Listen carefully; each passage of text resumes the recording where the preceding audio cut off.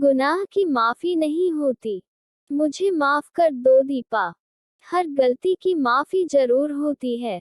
मैं पहले ही तुम्हें सब सच बताना चाह रहा था, लेकिन मेरा पुरुषत्व का अहंकार सामने आ जाता। प्लीज मुझे माफ कर दो, रोहित रुंधे गले से बोले जा रहा था।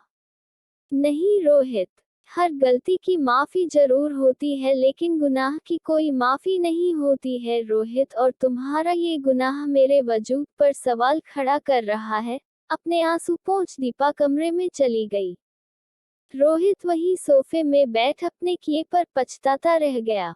रोहित और दीपा दोनों की अरेंज मैरिज थी। दीपा को रोहित के लिए उसके माँ बापू जी ने पसंद किया था। गांव की पढ़ी लिखी दीपा रोहित को पसंद नहीं थी। माँ बापू जी की वजह से रोहित मान गया। सांवली और तीखे नैन नक्शों वाली दीपा किसी को भी अपना बना लेती। रोहित के साथ भी वही हुआ। धीरे धीरे दीपा ने रोहित के दिल में अपने लिए जगह बना ली। नौकरी दूसरे शहर में होने की वजह से रोहित दीपा को लेकर आ गया। माँ बापूजी जेठ जेठानी सभी गांव में रहते थे। यहाँ पर दीपा और रोहित खुश थे एक दूसरे के साथ। समय बीता और रोहित और दीपा एक प्यारी सी बेटी के माँ बाप बन गए।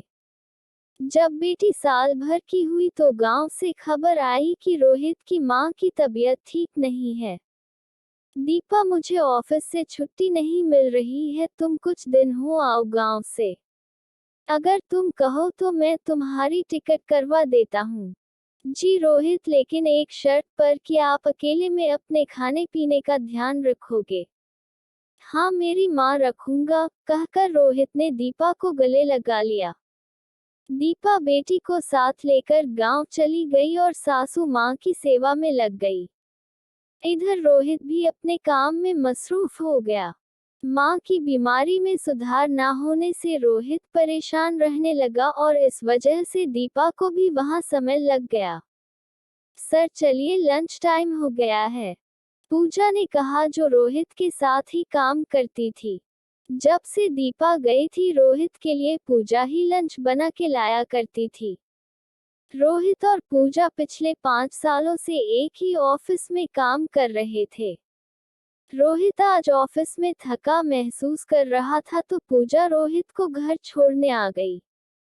कॉफी पीने के बाद बहुत देर तक दोनों बातें करते रहे। रोहित पूजा को अपनी परेशानी की वजह बताने लगा। पूजा भी एक हमदर्द की तरह उसे सांत्वना देने लगी। उन्हीं नाजुक पलों में दोनों अपनी भावनाओं पर काबू नहीं कर पाए और बह गए। जब रोहित को होश आया तो उसे अपनी गलती का एहसास हुआ।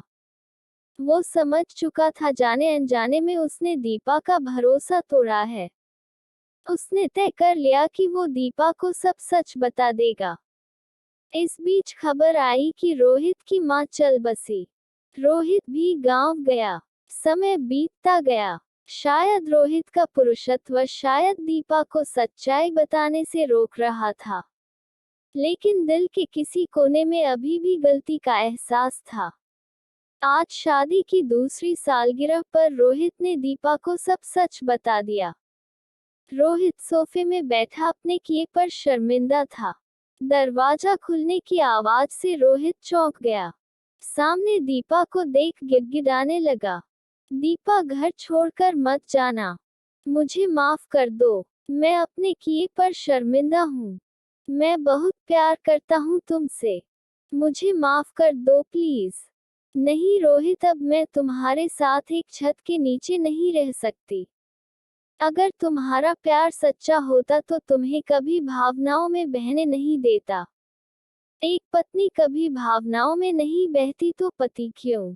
मैं मानती हूँ कि तुमने मुझे सब सच बताया है, लेकिन आगे भी क्या उम्मीद है कि तुम नहीं बहकोगे? हर बार क्यों औरत ही अग्नि परीक्षा दे? अगर ये गलती मुझसे होती तो क्या तुम मुझे माफ कर देते? नहीं रोहित, तब मुझे चरित्रहीन कह दिया जाता, कुल्ठा कह दिया जाता। अब इस हिसाब से तो तुम भी चरित्रहीन ही हुए ना।